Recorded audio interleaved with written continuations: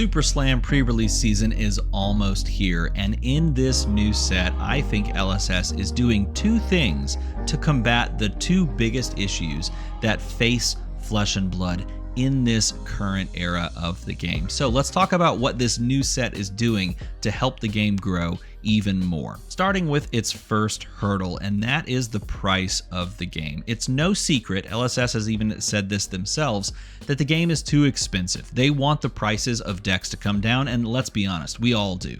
I think the game at this point has reached these pinnacle price points that just deserve to come down. And in some cases, they are. But for those that don't know, and if you're curious, the reason that deck prices have gotten so high in certain instances is twofold. One, of course, there are staple generic Majestics that can really go into any deck, but that fetch a high price because they are the strongest cards in the game. And the poster child of this is, of course, Command and Conquer. It fetches a high price to have a playset of this card in your deck. You don't even need the legendary. Just playing the Majestic version of this, it's an expensive card. I think it's okay to fundamentally have expensive cards. That's not the issue. The issue is when cards that aren't these like long time staples, this is the second set of the game and you've had this for like 5 years.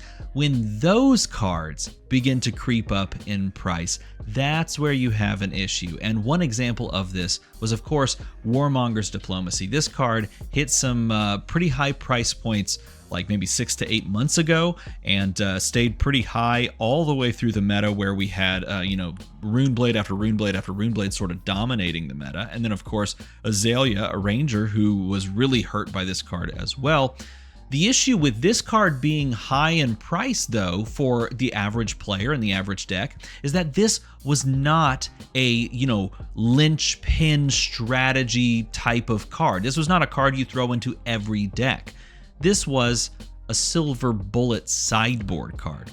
And a sideboard card should not fetch the high prices that we saw. Now, of course, in the previous set, in High Seas, we saw reprints of Codex of Frailty, so reprints are not new. They have already started this process, but we see even more of them in this case, with Warmonger's Diplomacy getting a reprint. And spoiler alert, the cost of this card has already dropped the overall price to like $40. It was like selling at $60 on TCG Player, like $55, and then all of a sudden, they haven't been picked up because people know that there's a reprint coming. They're marked at lowest is like $40 for a card on TCG Player, and I think it's going to go lower, and rightfully so. I think some cards deserve to have a higher price point, and it may not feel great, but once you hold on to that card and get your playset of that card, you can feel rest assured that this card is going to go into a bunch of decks and you're going to play it for a long time to come. It's fine, it is what it is. Not every card is going to be $1, but some cards should not be that expensive. And cards like Warmonger's Diplomacy are that. That is one half of the pricing problem. But the other half is, and this is the more one that bugs me, the other one is generic legendary equipment. Now here's the thing, in a vacuum, these are good. Right? Like having a legendary piece of equipment that every hero and every deck can play, and having that card be justifiably more expensive. Like this card is $140, Balance of Justice, and it's probably worth it because you can play this in every deck, and you probably should, especially going forward into a Blood Rush Bellows meta, right? This makes total sense. I don't have a problem with one piece of equipment that being, this price. But the issue isn't one, because once you've fully tuned a calling level deck and you're ready to bring, like the amount of money that it costs to fully kit out the legendary equipment, that to me, all 4 pieces, that's where I think it gets too much. And then you go into like, well, I have Balance of Justice for these matchups, and then I run Crown of Providence for the other ones, or Crown of Dominion for the other ones. Those are all $110 to $140 pieces of equipment, and they're side grade options of each other. That is the problem that I see being the most prevalent in deck building currently. If you're looking to pick up a suite of legendary equipment so that you can have best in slot equipment across the board, it's going to run you the most amount in your deck. That's going to cover like half the cost of the deck. And this is true for like decks like Fang, Kasai, like most of the cost goes into the pieces of equipment. And LSS is doing something about that. They're reprinting equipment. They started it already and they're continuing it here. They're reprinting New Horizon, which of course, yes, doesn't have as much utility now that Azalea's gone, now that Lexi isn't a thing. Obviously, Lexi hasn't been a thing for a while. And now that Ranger isn't as prevalent, especially New Horizon. But what is Flick Knives. This is a great reprint because it had its time here right before in this previous meta with Assassins, but it continues to have its time with Assassins. And also it's very well played, of course, by Syndra. So this is a piece that is a wonderful reprint, and I would love to see them continue this trend going forward.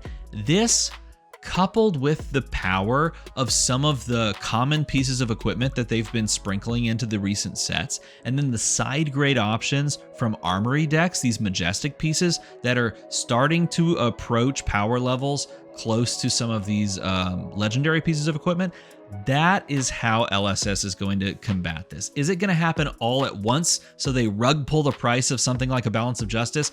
I hope not. That would be bad. I think everyone should recognize that if they just reprinted the hell out of Balance of Justice, that would fundamentally be a bad thing. If that card price goes to 0, that is not necessarily what you want. But it shouldn't be that your entire suite of equipment that you're playing on the board at like your highest level of upgrades is half the price of your overall deck. And the half the price being like $500. Like that, I don't think that is sustainable for a new player saying, here, play this deck. It's not what you want. And I don't think LSS thinks that as well. I think that what they're doing is correct. I would love to see them reprint Balance of Justice, and I would also love to see them reprint Valiant Dynamo. And I think they could do both in Monarch 3, the threepening, which is what I'm going to continue to call it because it sounds hilarious. But that's one of the issues that they are tackling with this Super Slam set. And it doesn't stop there because they're also doing reprints and bringing back old cards in the Gym Pack. And this was the thing that was most mind-blowing and probably the biggest W for LSS going so far.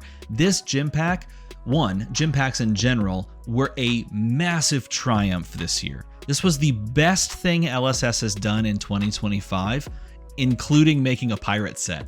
Like, this did exactly what they had hoped it did, and it did it better than I think that anyone would have thought. It brought people in the flesh and blood to play and battle over these, but you didn't have to win. You just had to show up and play in your armory. And once you did, you had access to some pretty sweet cards. But holy crap, look at Gym Pack 3. You're not just getting access to some pretty sweet cards, you're getting access to some incredible cards. You have reprints, Rampart of the Ram's Head, Savage Sash, which you can't access anymore out of the Armory deck, the KO Armory deck. You're getting Jarl and his weapon out of the out of the Gym Pack 3 instead of having to go and find the Jarl Vitradi Armory Origins deck. You're getting some really beautiful finishings of some other cards that have been previously like popularly played, like Backup Protocol, Malefic Incantation. And then you're getting some like extended art treatments from Armory decks as well. Like, this hits on everything. It gives anyone the option or the opportunity to chase after what they're looking for. It, of course, ties into the set that it's releasing on, but it also gives people that aren't as interested something to go out and play for. This, to me, is just by itself video worthy, talking about every single card and why this is amazing. And of course, tucking in Prism alongside of the Halo of Luminalight and the Helm of the Arc Knight being a nice little on the nose, hey, look where we're going next, but also tying into those Armory deck Living Legend decks that they released at conventions. This is just a home run. They're giving players the ability to access some much needed reprints so that the prices on these don't, skyrocket, especially something like Savage Sash. And then they're also doing what is, in my opinion, the perfect answer to their second big problem. And that is this. Listen, at this point in the game, Players have gravitated towards what they like. The heroes they like, the strategies they like. They've found what they're happy with. And if that's the case, some sets are just not going to be what people are looking for. That's fine. I think that's okay. I don't think you have to go into every set buying up, boxes and cases and cases. I don't think that's necessary. If that's not something you're interested in, if that set doesn't appeal to you, fine. But I think if that's the prevailing thought, then there are going to be sets that aren't as generally popular, and LSS has to find ways to keep the lights on and also engage the players that aren't necessarily tied to a Guardian Brute set. How did they do that? By putting the most reprints / expansion slot block of cards into the set that we've ever seen. And this does two things. One, it engages players for chasing after these cards and building decks in ways that they had never gotten the opportunity to before. And it engages players that, of course, may not engage with the theming or the class identities of the set. And two, it brings back the feeling of expansion sets. For those that don't know, expansion sets used to be a thing. Crucible of War, Everfest, Dusk Till Dawn, these were all sets that gave a variety of cards, well, maybe not Dusk Till Dawn, but gave a variety of cards to all classes. So you could essentially buy this set and you could try new strategies with all these classes that are brand new, or these archetypes are brand new to the game, right? And of course, Dynasty introduced an entire class in one of these sets. It introduced the Assassin class. They did away with those types of sets because they weren't draftable, because they weren't engaging in limited play, and they didn't bring people into the store as much to actually sit down and play the game at an armory level. But how do you engage the player base that isn't Brute Guardian fan in that set that is going to be Brute Guardian?